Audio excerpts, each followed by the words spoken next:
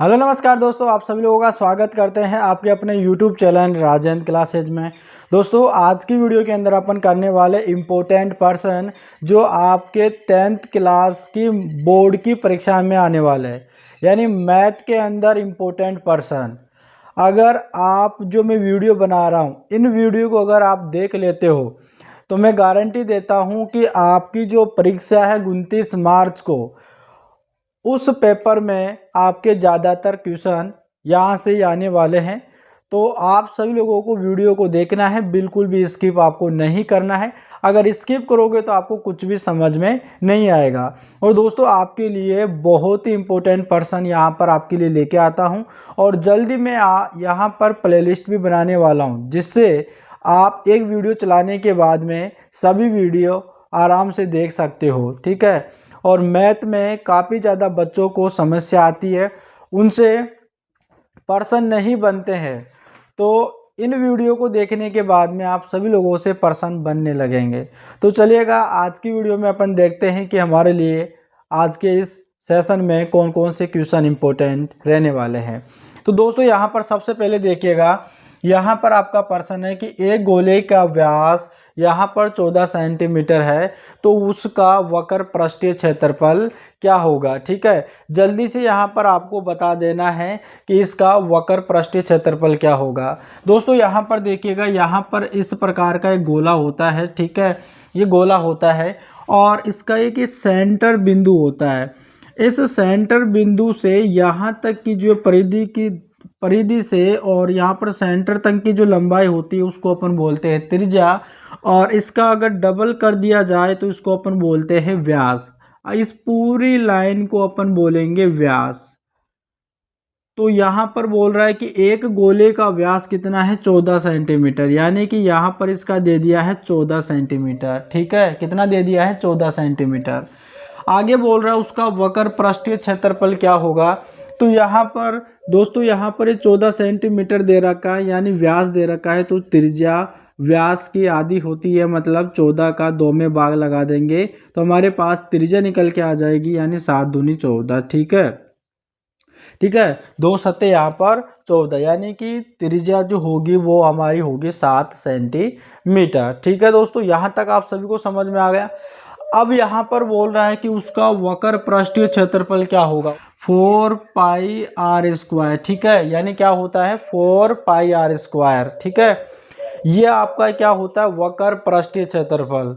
वक्र पृष्ठीय क्षेत्रफल होता है तो देखो यहाँ पर 4 मल्टीप्लाई पाई का मान क्या होता है, 22/7 होता है, और त्रिज्या क्या निकली, त्रिज्या हमारे पास 7 है, तो 7 मल्टीप्लाई 7 कर देंगे। ठीक है, 7 से 7 कट जाएगा, और देखो 4 दूनी 8 हो जाएगा, 4 दूनी 8 हो जाएगा, और साथ में 88 का गुणा करेंगे तो देखिएगा 8 पंजे 40, 8 चिंग 48, 8 7 56, 56 का यहाँ पे 6 और 5 यहाँ पर, 8 7 56, 56 और 5 कितना होता है, 61 होता है। ठीक है, यानी कि यहाँ पर हो जाएगा 416। ठीक है, कितना हो जाएगा, 416 आपका आंसर हो जाएगा इस प्रश्न का।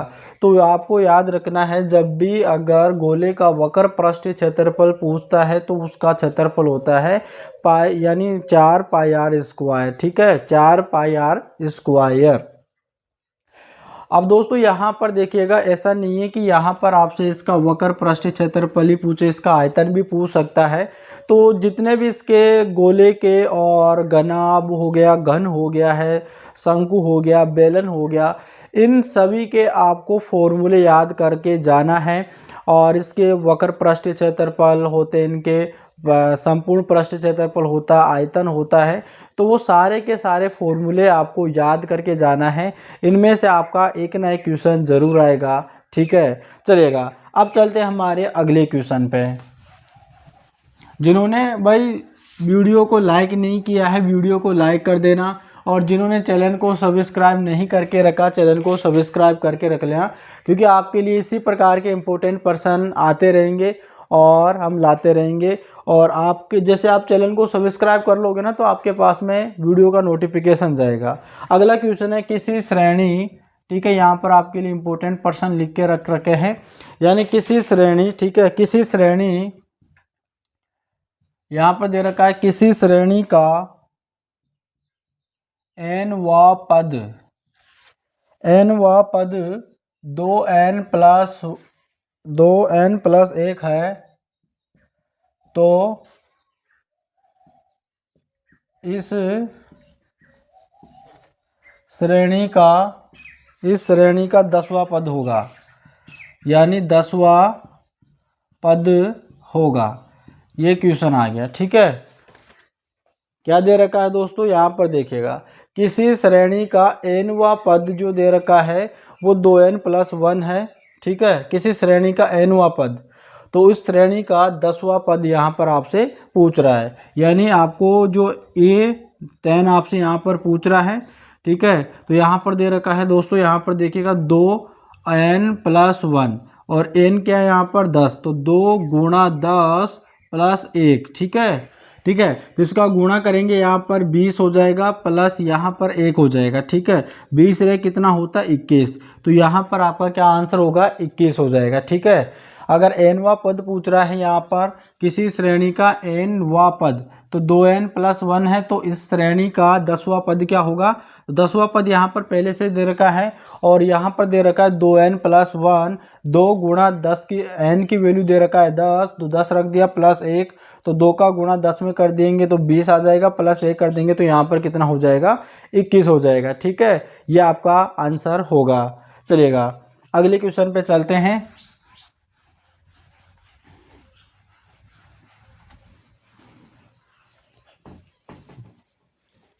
देखिएगा अगला क्वेश्चन दे रखा है कि एक पासे, ठीक है, एक पासे को एक बार फेंका जाता है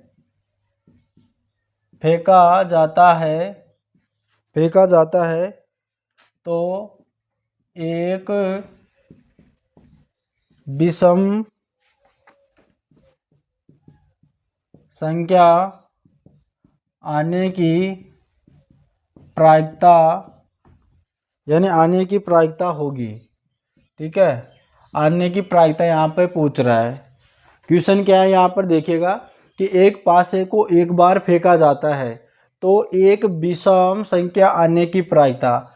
अब दोस्तों यहाँ पर बताना है कि पासे में कितने अंक होते हैं 6, 1 2 3 4 5 6, टोटल कितने होते हैं 6 होते हैं। यहाँ पर पूछा है विषम, विषम का मतलब विषम कौन कौन सी होती है 1 3 5, तो टोटल कितनी संख्या हो गई, ये एक तो ये, दूसरी ये, तीसरी ये, तो 3 संख्या तो यहाँ पर क्या हो गई विषम संख्या। टोटल कितनी संख्या दे रखी है 6, तो 6 को अपन बटे में लिख देंगे, 3 एकम 3, 3 दूनी 6 है ना, 3 दूनी 6, तो 1/2 आ जाएगा। ठीक है, 1/2 यहाँ पर आपका करेक्ट आंसर हो जाएगा। ठीक है, प्रायिकता से संबंधित आपका क्वेश्चन आएगा बोर्ड की परीक्षा में, 100% आएगा, तो इस चीज़ को आपको याद रखना है। चलिएगा आपका अगला क्वेश्चन है। अब देखो भाई, हम तो इसी प्रकार से लिख के मिटाते रहेंगे और इसमें थोड़ा टाइम लग सकता है, तो इसको आप मैनेजमेंट कीजिएगा, क्योंकि हमारे पास में कोई डिजिटल बोर्ड नहीं है जिससे आपको बताया जाए। चलिएगा देखो, यहाँ पर अगला क्वेश्चन है कि यहाँ पर दे रखा है दो संख्याओं का अंतर, 26 है।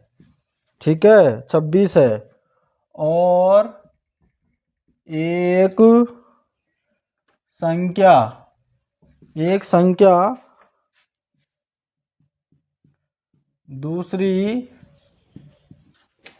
दूसरी संख्या की 3 गुनी है। ठीक है, कितनी गुनी है 3 गुनी, तो संख्या ज्ञात कीजिए, संख्या ज्ञात कीजिए। यह आपके पास में क्वेश्चन आ गया, यानी दे रखा है दो संख्याओं का अंतर 26 है। कितना है, दो संख्याओं का अंतर 26 और एक संख्या दूसरी संख्या की तिगुनी है ना, तो बताना है संख्या कौन कौन सी है वो। देखो दो संख्याओं का अंतर मतलब कि देखो मान लेते एक संख्या, यानी पहली संख्या इस प्रकार से आपको लिखना है। पहली संख्या आपको x मान लेना, कुछ भी मान लेना, a b मान लेना, xy मान लेना, कुछ भी मान लेना। ठीक है, तो यहाँ पर अपन दूसरी संख्या मान लेते हैं, दूसरी संख्या मान लेते हैं y। अब इन दोनों का डिफरेंस यानी कि x माइनस वाई जो डिफरेंस होगा वो होगा 26। इसको अपन मान लेते हैं ये समीकरण 1 है। ठीक है, क्या है ये समीकरण 1 होगा। अब है यहाँ पर और एक संख्या दूसरी संख्या की तिगुनी है। एक संख्या मतलब पहली जो संख्या दूसरी की तिगुनी है। तिगुनी का मतलब क्या है? तिगुनी का मतलब यह है कि यहाँ पर देखिएगा तिगुनी है, ठीक है, यानी कि 3x माइनस वाई बराबर 26। इस प्रकार से यहाँ पर दे रखा है। ठीक है, 3x माइनस वाई बराबर 26 दे रखा है, यानी तिगुनी है ना, पहली संख्या दूसरी संख्या की तिगुनी है। तो अपन इसको कैसे कर सकते हैं भाई, ये इसकी तिगुनी है, इसकी 3 गुनी है, तो इसको भी अपन 3 गुणा कर देंगे भाई। पहले से अपने ये पहले से तिगुनी है तो इसको अपन 3 गुणा कर देंगे तो ये बराबर हो जाएगी। देखो ऐसे x बराबर 3y, इसको अपन ऐसे कर देंगे भाई। ये बोल रहा है कि देखो क्वेश्चन को समझिएगा कि यहाँ पर दे रखा है कि दो संख्याओं का अंतर 26 है और एक संख्या दूसरी संख्या की तिगुनी है, यानी कि जो x है वो इसकी 3 गुना है। देखो ऐसे अगर दूसरी यानी y बराबर अगर 1 है तो x बराबर 3 होगी। क्यों? क्योंकि दूसरी संख्या अगर 3 गुणा करेंगे तो यही तो मिलेगा। ठीक है, तो यहाँ पर देखो इसका 3 गुणा कर दिए तो ये दोनों बराबर हो गई। तो मैं यहाँ पर कह सकता हूँ 3 बराबर 3, तो यहाँ पर x बराबर y, तो लेकिन गुणा करेंगे तब होगी बराबर। तो मैंने गुणा कर दिया y में 3 का, तो बराबर हो गई। अब यहाँ पर आप देखिएगा कि x का मान आ गया 3y, तो यहाँ पर आपको लिखना है, क्या लिखना है कि x का मान समीकरण 1 में रखने पर, ठीक है, क्या रखने पर, तो रख दिए अपन। ठीक है, तो x बराबर क्या है 3y, तो इस x की जगह 3y रखेंगे। 3y माइनस वाई बराबर 26। ठीक है, अब देखो यहाँ पर देखो 3y माइनस वाई, तो 3y में से एक y गया तो 2y बचा, बराबर कितना है 26। y की वैल्यू निकालेंगे तो 26 में 2 का भाग लग जाएगा, 2 एकम 2, 2 तिया 6, यानी y की वैल्यू क्या आ गई 26। अगर y की वैल्यू 26 आ गई है तो अपन क्या करेंगे, इसमें रख देंगे। देखो इसमें रख देंगे, ये दूसरा समीकरण मान लो। अब यहाँ पर लिखना है कि y का मान समीकरण 2 में रखने पर, ठीक है। तो यहाँ पर देखो क्या है, x बराबर 3 गुणा y की वैल्यू क्या है 13, तो x बराबर देखो 13 कम 13 3 26, 13 3 39। यहाँ पर देखो अब यहाँ पर पहली संख्या क्या मानी थी x, तो x बराबर क्या आया 39, y बराबर क्या आया, y बराबर क्या आया 13। तो यहाँ पर ये हमारा दोनों आंसर हो जाएगा। ठीक है, इस प्रकार से यहाँ पर आपका प्रश्न को हल करना है। आ गया सभी को समझ में? इम्पोर्टेंट प्रश्न था, इसको ध्यान रखना है और ये आपके लिए बहुत ही मेहनत से और काफ़ी ज़्यादा जो है मेहनत करने के बाद में आपके लिए इतने इम्पोर्टेंट प्रश्न लेके आते हैं।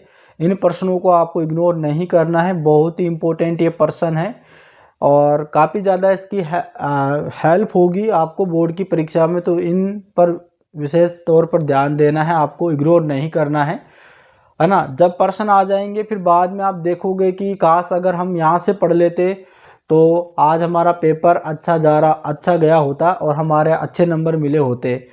तो पछताने से तो बढ़िया यही है कि आप इन प्रश्नों को इग्नोर ना करें, देख लेना है। ठीक है, आपको देख ही लेना है। मोबाइल वैसे भी आप चलाते रहते हो तो आपको जो है एक बार इनको देख लेना है, ताकि आपका रिवीजन भी हो जाएगा और आपको कुछ सीखने को मिल जाएगा। तो आप इन क्वेश्चनों को इग्नोर नहीं करना है, इन क्वेश्चनों को आपको देख लेना है। पछताने से तो बढ़िया है कि पहले ही ये काम कर लिया जाए, ताकि पछताना में पड़े नहीं। तो इन क्वेश्चनों को देख लेना। लग रहे हैं बिल्कुल सिंपल, लेकिन बहुत ज़्यादा कठिन है। देखने के बाद में हर कोई चीज़ आपको सिंपल लगती है। ठीक है, तो जब आपकी बोर्ड की परीक्षा में आ जाएगा, जब आप इन क्वेश्चनों को देखे नहीं होंगे, पहले हल ही नहीं करोगे, तो आप नहीं कर पाएंगे क्वेश्चनों को। ठीक है, चलेगा। अब चलते हैं अब हमारे अगले क्वेश्चन पे। अब हमारे लिए आपका जो अगला क्वेश्चन है बहुत ही इंपॉर्टेंट पर्सन रहने वाला है, तो इसको भी ध्यान देना है।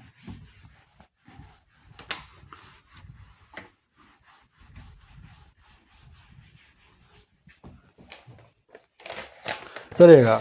देखो अगला त्रिकोणमिति से संबंधित क्वेश्चन है। यहाँ पर दे रखा है यदि यहाँ पर दे रखा है कोस थीटा का मान है 4/5, तो आपको निकालना है cot theta plus cosec theta का होल स्क्वायर। ठीक है, ये निकालना है, इसका मान आपको निकालना है। ठीक है, इसका मान यहाँ पर आपको निकालना है। तो जल्द से आपको बताना है इसका मान क्या होगा भाई।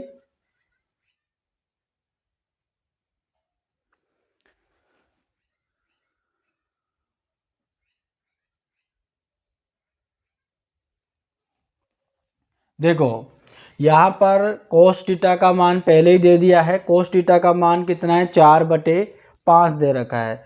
और यहाँ पर देखो कोस थीटा का दे रखा है, हमको कोट थीटा और कोसेक थीटा का मान निकालना है। जब उनका मान आ जाएगा तो उनका मान इनमें रख के हम इनकी वैल्यू निकाल लेंगे।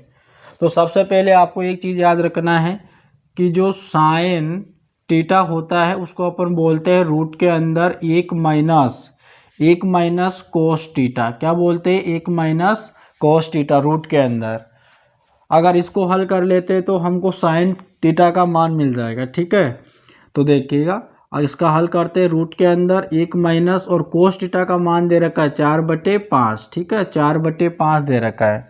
तो हमने इसको कर लिया है 4/5। ठीक है, 4/5 कर लिए हैं। 1 मिनट रुकिएगा यहाँ पर। देखो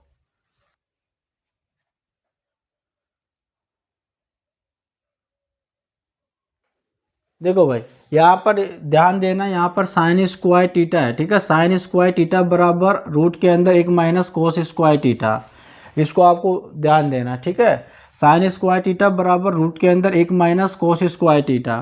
तो यहाँ पर इसके ऊपर होल स्क्वायर लगा हुआ है तो इसको अपन होल स्क्वायर कर देंगे। ठीक है, अब देखो इसको हल करते हैं तो यहाँ पर देखिएगा, यहाँ पे हो जाएगा रूट के अंदर 1 माइनस, अब इसका अपन पहले वो कर लेते हैं, वर्ग कर लेते हैं। 4 का वर्ग 16, 5 का 25 हो जाएगा। अगर एलसीएम लेते हैं तो एलसीएम लेने से क्या होगा, यहाँ पर 25 हो जाएगा और यहाँ पे हो जाएगा 25 माइनस 16। तो यहाँ पर करते हैं 25 माइनस 16, तो माइनस करते हैं 25 में से 16 जाएगा। 25 में से 16 माइनस करते हैं तो देखो 9 बच जाएगा। 9/25 हो जाएगा। ये हमारे को साइन स्क्वायर थीटा का मान मिल गया। ठीक है, साइन स्क्वायर थीटा का मान मिल गया। लेकिन देखो 9 भी बाहर निकल जाएगा और 25 भी बाहर निकलेगा। इनमें से बाहर निकलेगा, देखो कैसे, साइन स्क्वायर थीटा और देखो बटा 9 किसका वर्गमूल होता है, 3 का, और 25 किसका होता है, 5 का। तो साइन स्क्वायर का मान हमको मिला है 3/5 मिला है। क्या मिला है, 3/5 मिला है। अब यहाँ पर आपसे पूछ रहा है क्या, साइन की वैल्यू मिल गई है। तो यहाँ पर आप सभी को पता है कि जो कोसेक होता है, ठीक है, यानी कि कोसेक थीटा होता है, उसकी वैल्यू होती है 1/, यहाँ पर 1/sin थीटा। ठीक है, 1/sin थीटा, यानी कोसेक थीटा बराबर 1/sin थीटा, ये आपका फॉर्मूला होता है। कोसेक थीटा 1/sin थीटा का इसका मतलब है कि जो साइन थीटा की वैल्यू आई उसकी उल्टी होती है। तो इसका मान हो जाएगा कोसेक थीटा बराबर साइन थीटा की मान क्या आया था, 3/5, तो इसको अपन उल्टा कर देंगे 5/3। तो हमको एक मान तो मिल गया, यानी कोसेक का तो मान मिल गया 5/3। अब हमको चाहिए कोट थीटा का।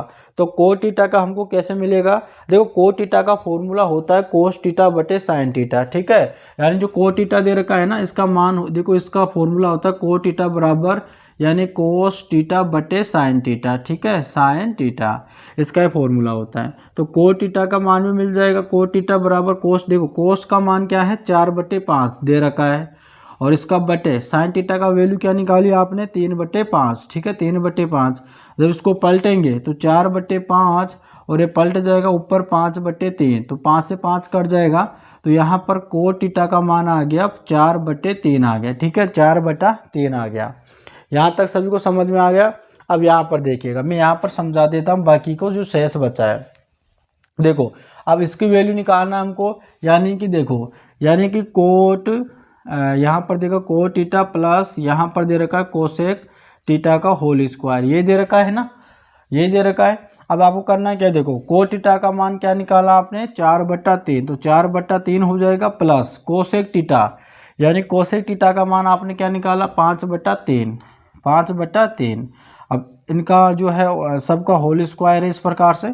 तो अपन क्या करते हैं, यहाँ पर पहले इनका एलसीएम ले लेते हैं, तो यहाँ पर 3 आ गया और यहाँ पे 4 + 5 आ गया, ठीक है।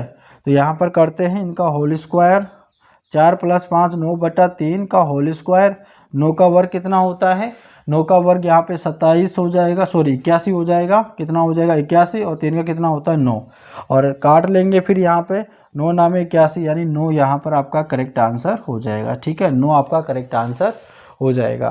उम्मीद कर रहे हैं कि आज आपने जो इस वीडियो में जितने भी क्वेश्चन देखे, 4-5 क्वेश्चन जो मैंने कराए हैं वो आपके लिए इम्पोर्टेंट है। अब आप बोलोगे सर आप इतने ही क्वेश्चन क्यों करवा रहे हो, क्योंकि ये क्वेश्चन भी बहुत मेहनत से मिलता है। ऐसा नहीं है कि मैं जो है ऐसे उठा के यहाँ पर आपको बता दे रहा हूँ, है ना।